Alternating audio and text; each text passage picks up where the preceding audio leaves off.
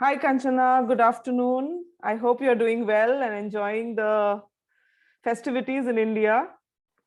Oh yes. So this is the fun of talking to someone who's uh, thousands of miles away. Where it's good afternoon for you, it's good evening for me.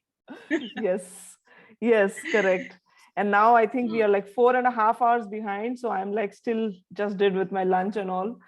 So Yeah, yeah, it is pretty much good afternoon for me. But anyways, yeah. it's so nice to see you after so many months, years. I don't know, we spoke, I think, a couple of years ago when I I had know. just Yeah, moved and you were just beginning your writing journey. And it is so amazing to see you writing books after books.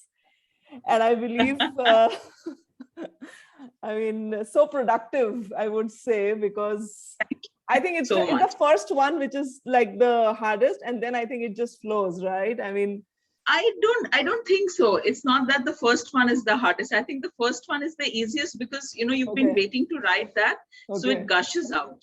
And okay. after you finished with that gushing, if you want to carry on with the journey, you have to work a lot harder. You have to keep Mhm. working hard to Mm. keep the Yeah, creative yeah. creative cycle But moving.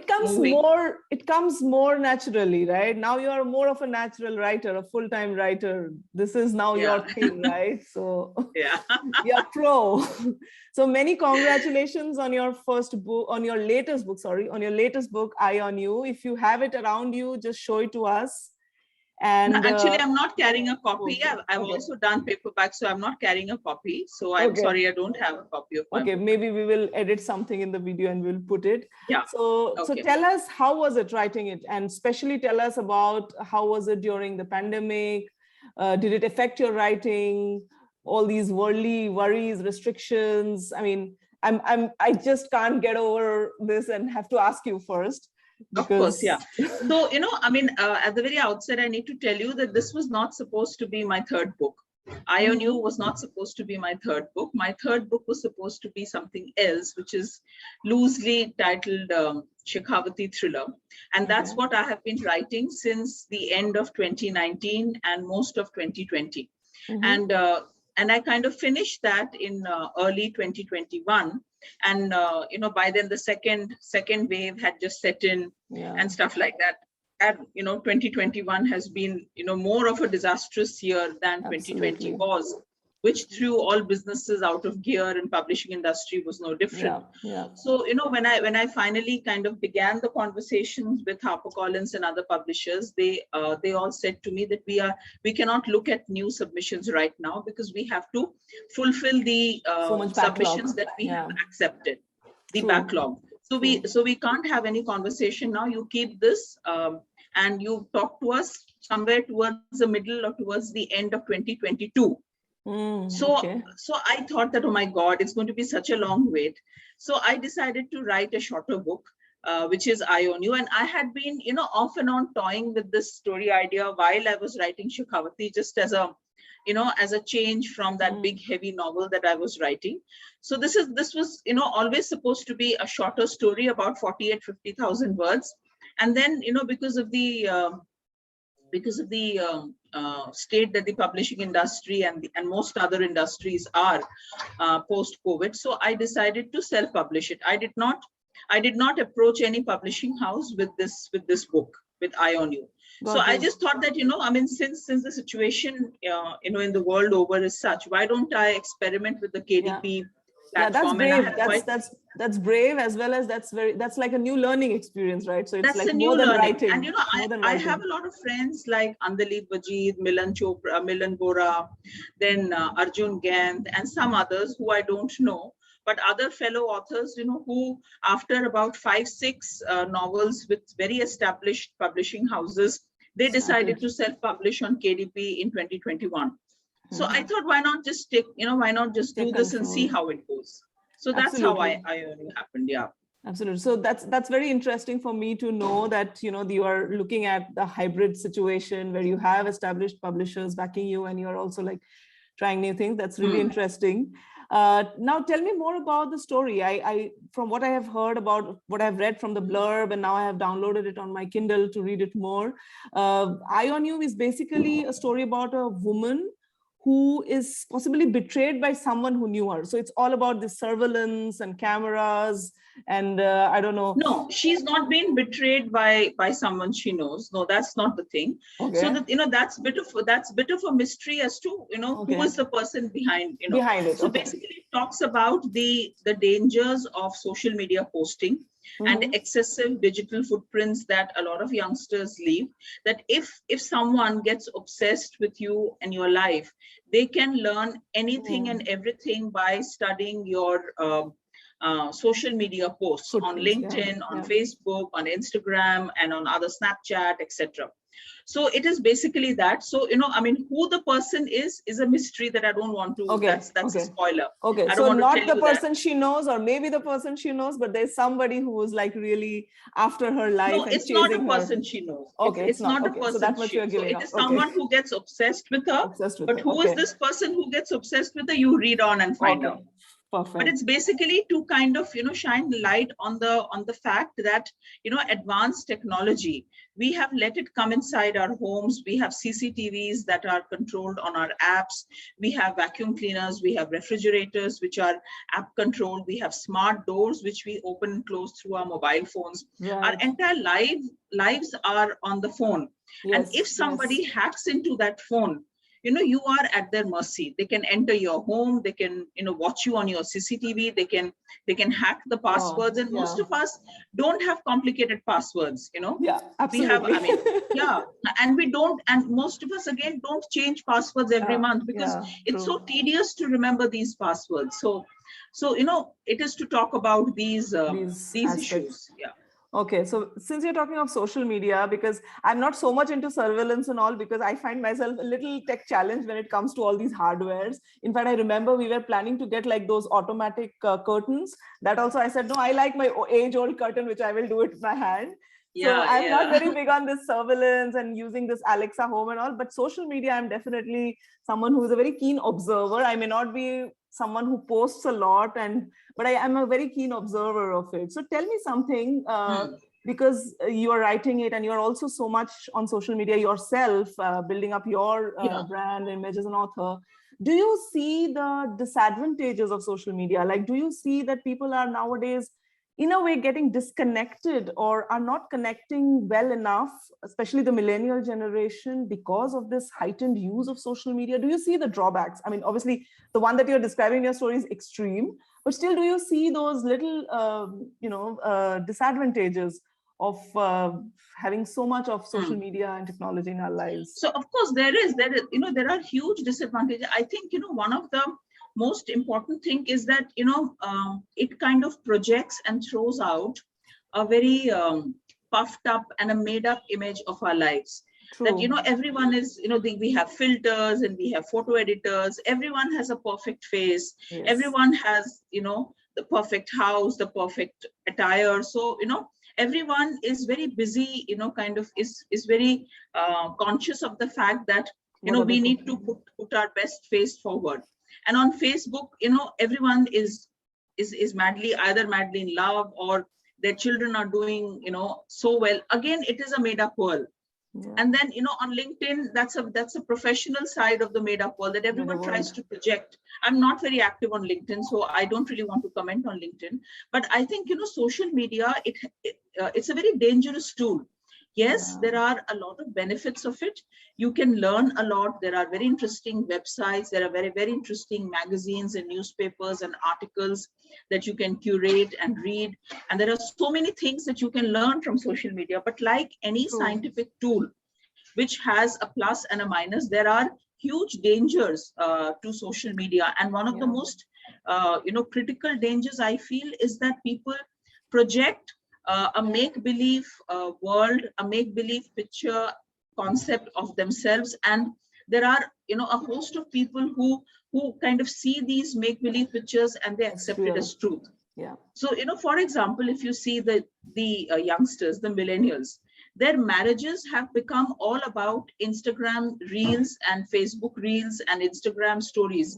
The very event of the wedding or the very sanctity of the institution is lost. It's an entire fashion parade which has to be displayed on Instagram and Facebook. True. And how many likes you're getting. So things like, couples will get a photographer who will photograph their proposal moment. So, it's all make believe. So I think, I mean, like as I said, like any technological tool, like any scientific discovery or something, it has a plus and it has a minus. So, so the drawbacks are pretty dangerous. Yeah. I think the mindful use of social media is like very, very, very important, and it's just increasing. The importance is just increasing every day. And yes, you're right. I mean, often I've seen that, if I put like too much of my travel pictures, I mean, it just makes people who are not able to travel feel bad about themselves. Or if you put too glossy pictures, then people think that that's your real life, but nobody knows that what goes behind those glossy pictures are immense struggles. There are 100 other things that person is going through, which is not necessarily on social media, right? So Priyanka, I'll give you another example. Recently on an online community, a woman, I don't know who she is, she posted a close-up picture of her face, nice, freshly scrubbed face. And she had asked a question that, can you guess how old I am?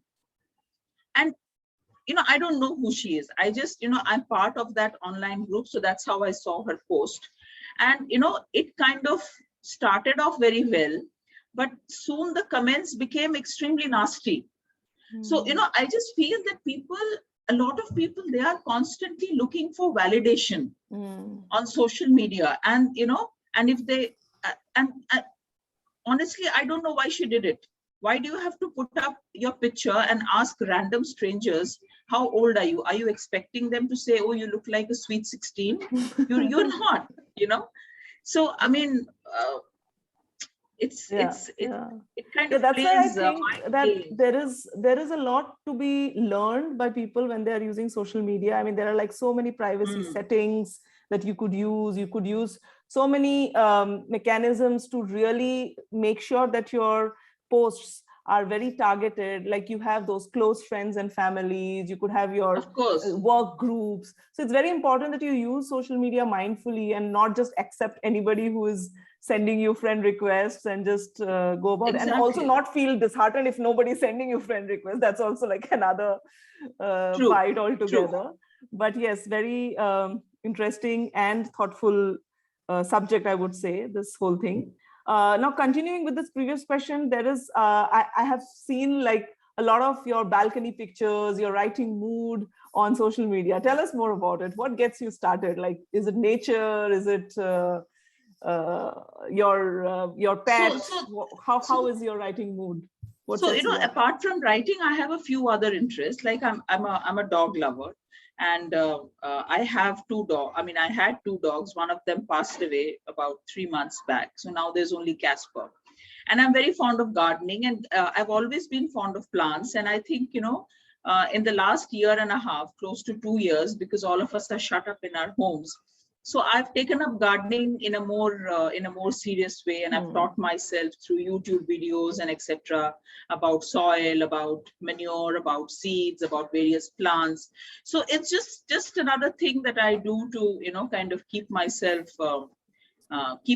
happily occupied, because writing is a very solitary and a very serious activity which you do all by yourself, and often it gets very heavy. It gets very exhausting. So I go out and play with my dog. I go out cycling with my husband. My husband and I, we've cycled practically that all over also something I observed. Yes. Yeah. So we do a lot of that. And yeah. I mean, we do that in Europe, but in India, I think I will know very few people who would who take up cycling like this, like normal people, like those who are not like sportsmen or anything. Unless you are a Milan Soman or someone, I would see very less number of people taking that initiative. And I was like really happy that, okay, so India maybe look chala lete cycle. Yeah, they do. So just few different things that I do to kind of, keep myself. See, and also Priyanka, the thing is, I have a grown-up son. He's 23 years old. So it's not that I have a child who needs my hands-on involvement. I've been through that phase. I've been through that phase. I've been through, through those years of, Yes. unit test and class I test and know. midterms and extracurricular activities, taking him for swimming, taking him True. for tennis and all that. So I've been through that. So now he's 23 and a half and he's working. So I have a lot of free time in my hand. So I just, kind of toy around with different activities. Yeah, That's very all. nice. It's good to see other aspects of an author, because nowadays gone are the days where authors are like not accessible. They are like somewhere very distant. So it's always interesting to know the person. And then when you read their books, it like somehow you're True. able to relate to that person and go ahead. True. True. Tell me about your upcoming work. I mean, you're writing thrillers mainly. From what I see, and you are like our new, I don't know, Paula Hawkins or something, but you Oh my are God. on that path, right? Oh my God. So yeah, so my next book hopefully will be Shekhawati thriller. I have finished it and I've finally finished, and I'm finally happy with the final manuscript. I keep, my friends keep on teasing me that whenever we talk to you, you're rewriting parts of it. So a very close friend of mine who's also a writer, and we are each other's writer buddy. Her name is Harini Srinivasan, and she writes beautifully. And among the many things that she has written, one of the things that one of her books is Curse of Anuganga, which is a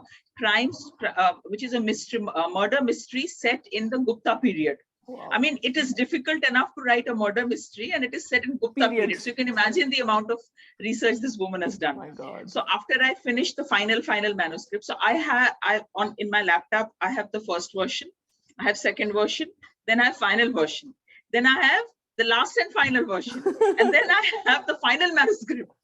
So when this reminds me of the PowerPoints we used to make before our final days. It's like the last final.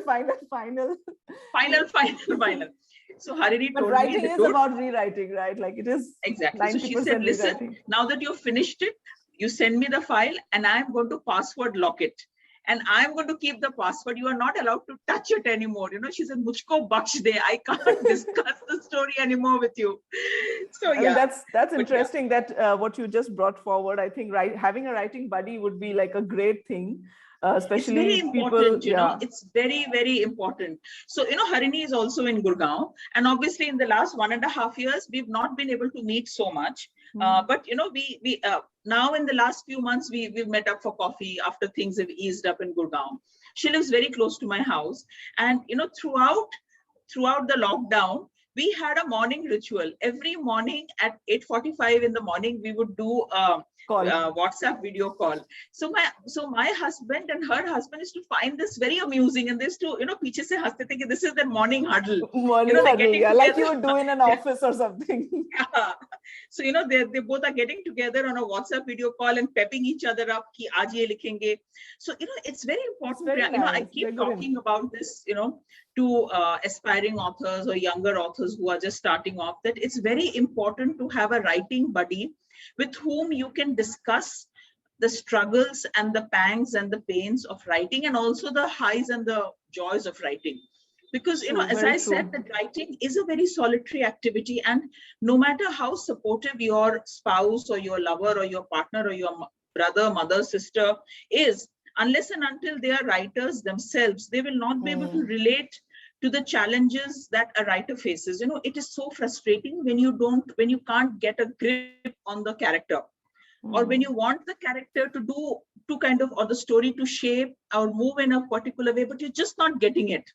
And nobody can understand this better than a fellow writer. I think it's a very good idea that you're giving me, Kanchana, for even for the Writersmelon community, because most of the authors that I talk to, I just feel that authors somehow are not so social like you are. I mean, they are like very introvert in nature. No, I find very few authors who are like you, and those who are like very happy to share their personal lives on social media. Most of the authors, they will just put a picture of their book, or they will tell about their book and not share much about their personal lives on social media, which is okay. But to have somebody, like you're saying, like a buddy with who you can who can basically cheer you up and pep you up, I think it's a very good idea. I think I'm going to suggest it to a lot of new authors who are coming to us for reviews and all. I was like, find a buddy. Yeah. Yeah, thank you so much for that insight and that idea. And I think I would end this by asking you your books. I mean, some book recommendations that I already mentioned, Paula Hawkins. I don't know if you are a lot into reading thrillers. I read Oh yeah, something. yeah, totally. I read loads of thrillers. Yeah, okay. And I've read Paula Hawkins, all her books, and I loved her first book, like I think what 8 million people around the Everybody did, world, yeah.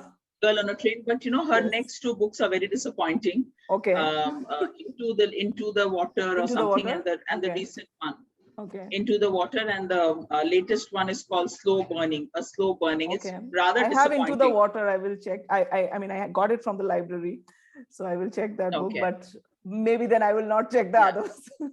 So you're saying, but yeah, tell me about your love for thrillers and the books that you So the would thing is, recommend. I believe that, you must read, if you like to write in a particular genre, you must read a lot in that genre, In that right? genre, yeah. Read Okay. good books by best-selling authors, international best-selling authors in that genre, because it's very important to sharpen your writing skills, Yes. to get new writing technique ideas, and to see how these amazingly well-written thrillers, how the stories are developed and taken forward. Absolutely. So I've really enjoyed reading Lisa Jewell, her book, Then She Was Gone, and The Family Upstairs. She's written some 15, 16 books in the last Family about Upstairs, 15 I think years. I've heard, yeah. It's very good. I mean, these two books are really good. Then I have read,